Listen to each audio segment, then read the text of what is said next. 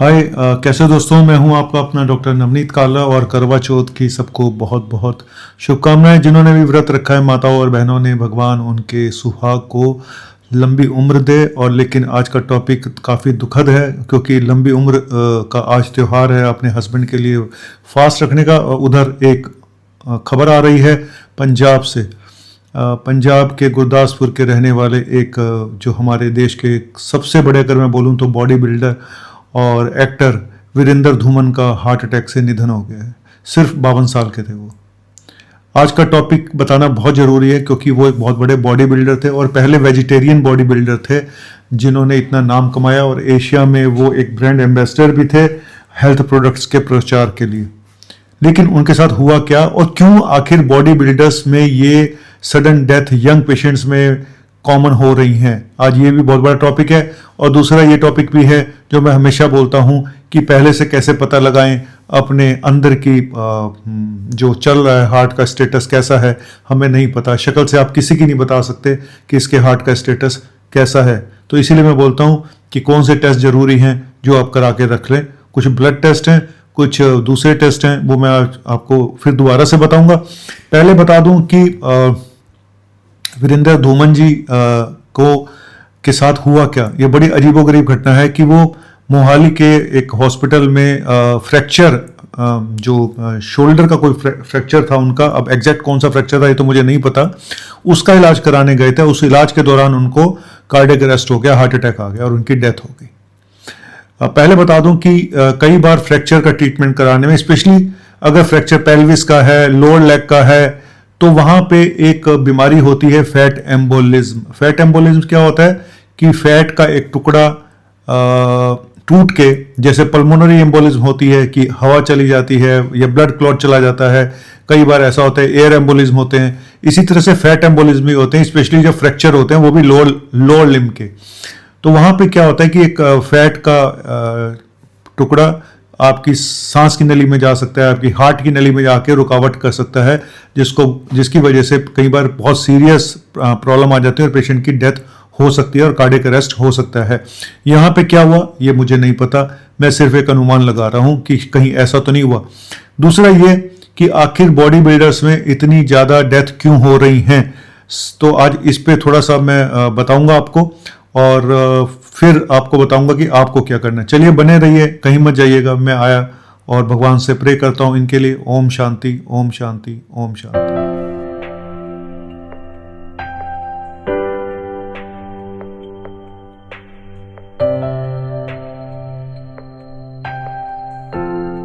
देखो, जो सबसे बड़ा कारण है, स्पेशली प्रोफेशनल जो बॉडी बिल्डर्स होते हैं वहाँ पे होता है एनाबॉलिक स्टेरॉयड का ओवर यूज़।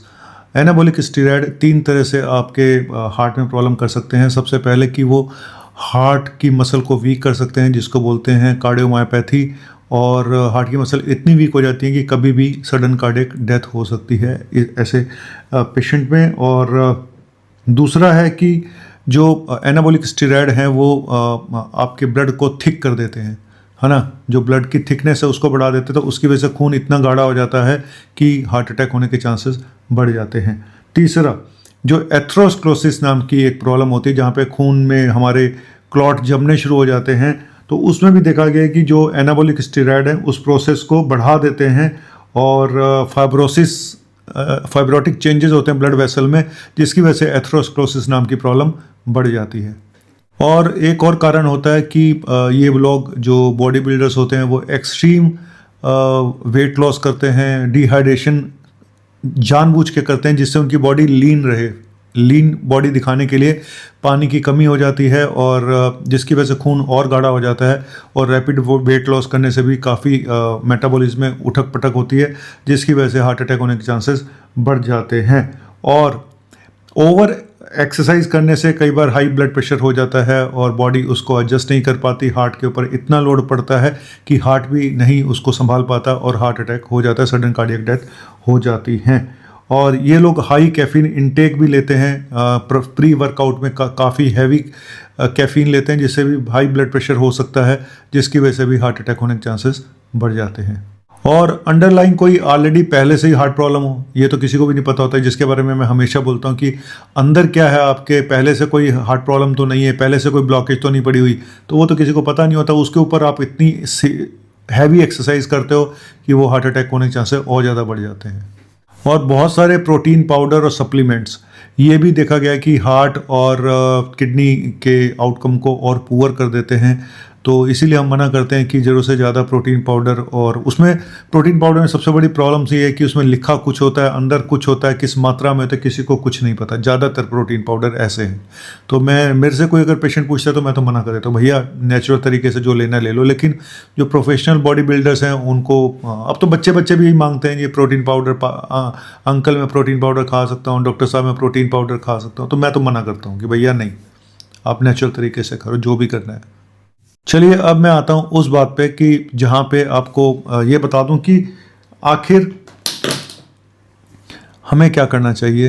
ये तो बॉडी बिल्डर्स की बात हो गई, तो ये जो वीडियो है ये बॉडी बिल्डर्स के लिए, एक आम आदमी के लिए भी है कि हमें करना क्या चाहिए, हमें पहले से कैसे पता लगाना चाहिए। कुछ तो टेस्ट होते हैं, ब्लड टेस्ट, जो आपको ज़रूर करा के रखने लेने चाहिए, जैसे कि लिपिड प्रोफाइल, जैसे कि HbA1c, जैसे कि HRCP हाई सेंसिटिव CRP, जो कि अगर हार्ट के लिए काफ़ी स्पेसिफिक भी होती है। लेकिन बिल्कुल 100% तो नहीं मैं मानूंगा कि किसी की HRCRP बढ़ जाए तो आप मानोगे इसको हार्ट अटैक होके ही रहेगा, और भी कुछ रीज़न हो सकते हैं। लेकिन हाँ, HRCRP लगातार बढ़ा हुआ आ रहा है, आपका होमोसिस्टीन लेवल बढ़ा हुआ आ रहा है, आपका लिपिड प्रोफाइल भी गड़बड़ आ रहा है आपका, और HbA1c भी ज़्यादा है, आप प्री डायबिटिक हो, आपका वेट भी ज़्यादा है, तो आप में ऊपर से आप स्मोक भी करते हो। तो अगर बहुत सारे मल्टीपल रिस्क फैक्टर हैं सपोज आप में, और HRCRP ज़्यादा आ रहा है, तब उसकी सिग्निफिकेंस ज़्यादा है, तब उसमें रिस्क का खतरा कई गुना ज़्यादा होता है। तो इन लोगों को अलर्ट रहना चाहिए, जिन लोगों को ऑलरेडी बीमारियां हैं और उनका HRCRP लगातार ज़्यादा आ रहा है। तो HRCRP को कम कैसे करें, वैसे ही करना है जैसे हार्ट के लिए हम बताते हैं, डाइट वाइट जो भी है मैं बाद में चलो बता दूंगा फिर दोबारा, हालांकि बहुत सारे वीडियो में ये बात मैं बता चुका हूँ। और दूसरे 2 टेस्ट मैं हमेशा बोलता हूँ, जैसे मैंने बताया कि बॉडी बिल्डर्स में एनाबॉलिक स्टेरॉइड लेने से कार्डियोमायोपैथी हो जाती है। इवन कोविड के बाद बहुत सारे लोगों की मसल वीक हो चुकी है हार्ट की, उनको पता ही नहीं है। तो इसीलिए इकोकार्डियोग्राफी एक ऐसा टेस्ट होता है जो हार्ट की मसल और फंक्शनल और स्ट्रक्चरल जो उसके वो है एनाटॉमी, उसके बारे में आपको इकोकार्डियोग्राफी बता सकता है कि आपकी मसल्स कितनी वर्क कर रही है। नॉर्मल जो मसल फंक्शन होता है EF से देखते हैं, इंजेक्शन फ्रैक्शन से नॉर्मल 55% से ऊपर होता है। अगर ये 30% से नीचे आए तो इसको सीवियरली पुअरली LV डिसफंक्शन बोलते हैं, मतलब मसल काफ़ी वीक हो गई हैं। इन लोगों को प्रॉपर डॉक्टर की गाइडेंस में रहना चाहिए और प्रॉपर ट्रीटमेंट लेना चाहिए। और इसके अलावा जो सेकंड टेस्ट है, जो मैं थर्ड टेस्ट जो मैं बोलूँगा जो सबसे इम्पॉर्टेंट है, वो है CT कोरोनरी एंजियोग्राफी, जिसमें कि एक डाई डाल के आप CT स्कैन से देख सकते हैं कि आपकी कितनी ब्लॉकेज है। ठीक है, अगर 70% से ऊपर ब्लॉकेज है तो सिग्निफिकेंट है, लेकिन ये भी देखा गया है अगर सिग्निफिकेंट ब्लॉकेज नहीं भी है, 50% ब्लॉकेज वालों को भी कई बार हार्ट अटैक देखा गया है। और कई बार ये भी देखा गया कि बिना ब्लॉकेज के भी हार्ट अटैक हो सकता है, जिनको वैसोस्पाज्म हो जाता है। ठीक है, तो वहाँ पे भी देखा गया हार्ट अटैक हो सकता है, स्पेशली वुमेंस में। लेकिन काफ़ी सारे लोग, मैंने पहले भी बोला कि CT एंजियोग्राफी कराने से डरते हैं, उनको लगता है किडनी पे असर पड़ जाएगा। हालांकि हम किडनी फंक्शन टेस्ट करके ही ये टेस्ट कराते हैं। लेकिन अगर आप ये नहीं कराना चाहते तो एटलीस्ट आप CT कैल्शियम स्कोरिंग करा के देख लें, जिसमें कोई डाई देने की ज़रूरत नहीं पड़ती है। तो लेकिन ये टेस्ट 45 से ऊपर की एज वालों में लोगों में कराना चाहिए, क्योंकि उससे पहले कैल्शियम इतना ज़्यादा जमता नहीं है आर्टरीज़ में। तो हम कैल्शियम कितना आपकी ब्लॉक्ड आर्टरी में जमा हो गया है उसके सहारे कुछ आइडिया लग जाता है कि ब्लॉकेज होने के चांसेस कितने ज़्यादा हैं। हालांकि ये कोई 100% ये उतना एक्यूरेट नहीं है जितना CT कोरोनरी एंजियोग्राफी टेस्ट है। ठीक है, तो फिर भी काफ़ी हद तक पता लगाया जा सकता है कि आप में कितना रिस्क है। तो मैंने बताया कुछ टेस्ट, और फिर बोलूँगा कि अपने लाइफस्टाइल को ठीक रखें, अपनी डाइट को ठीक रखें, वॉक करें, एक्सरसाइज थोड़ा बहुत करते रहें, हैवी एक्सरसाइज ना करें। मैं सबको मना करता हूँ, अगर आपके अंदर रिस्क फैक्टर है तो आप हैवी एक्सरसाइज से बचें, और वॉक वगैरह रेगुलर करें, और स्मोकिंग और बाकी जो एडिक्शंस हैं उनसे दूर रहें, और अपना BP शुगर कोलेस्ट्रॉल मैनेज करें, और रेगुलर मेडिसिन खाते रहें, और रेगुलर डॉक्टर के टच में भी रहें।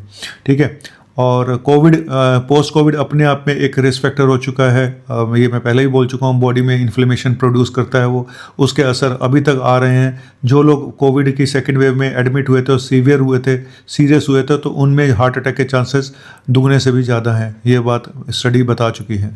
अब लोग फिर वही बात है, वैक्सीन का नाम लगाएंगे, तो आप करते रहिए जिसको जो बोलना है, लेकिन हमें रिजल्ट अब लाना है, क्योंकि इन बहस में जाके कोई फ़ायदा नहीं है। और क्योंकि हर इंसान बहस करने में शेर है, कोई रिजल्ट के लिए कोई बात नहीं करता कि हमें करना क्या है, ठीक है, क्योंकि ये चीज़ें का कोई प्रूफ नहीं है ना। सबसे बड़ी बात यह है कि किसी चीज़ का प्रूफ हो तो हम बोलें, तो प्रूफ नहीं है। और पॉपुलेशन बढ़ती जाएगी, है ना। अब कोविड के टाइम पे अगर 1.25 करोड़ पॉपुलेशन थी, तो आज 140-150 करोड़ हो गई है। तो पॉपुलेशन बढ़ती जाएगी तो हार्ट अटैक भी बढ़ेंगे, बीमारियां बढ़ेंगी, तो ये सब तो होगा ही होगा, रेशो उसी हिसाब से बढ़ती जाएगी।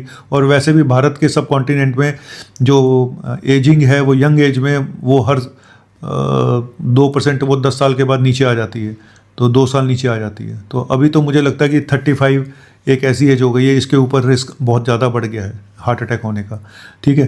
तो थैंक यू वेरी मच। और बाकी ज़िंदगी का पता नहीं है कब आए ऊपर वाला और कब आपको लेके चला जाए, तो जो भी करना है अच्छे ढंग से कर लो, अपनी लाइफ को जी लो।